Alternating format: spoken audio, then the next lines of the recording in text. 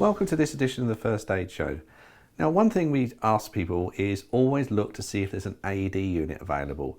And what we're going to have a little chat about now is where these AED units are and also can we use them. Now, what we're doing now is come to the offices of Pro Trainings and ITG, and in our offices we have AED unit on the wall. This is a unit that anyone can use. We're not saying it just has to be our members of staff.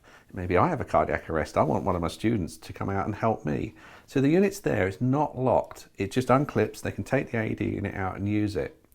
Now, this would be the same if you're in a business or you're in a shopping centre or gym and there's an AED unit there. Obviously, send someone, if you're doing CPR, you want to deal with that person, send a bystander to get the AED unit. They will come up there, grab the unit, bring it back to you. Now, these units come in an unlocked case like we've got here, which is quite a simple case because we just want anybody here to be able to use it should the need occur.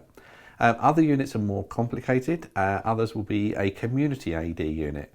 And with a community AED unit, they will have a keypad on them. So when you dial the EMS, they will give you a number and you can send someone to get the AED unit. This is used where maybe the emergency services can't get to straight away.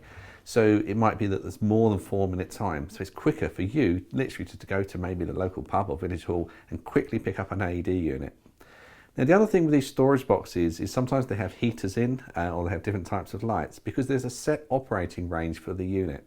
We want to make sure when it's in a case like this that it's not getting damp, they're not getting dust in there, no insects. So often the boxes that are used outside are much better sealed, and also the heating there just to keep them within their key operating temperatures.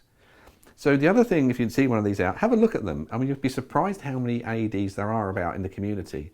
So maybe look at churches, you might see a big yellow box. Some of these are in telephone boxes, the old red boxes, and they put AED units in those. And there's various charities out there who are promoting getting these units into the community.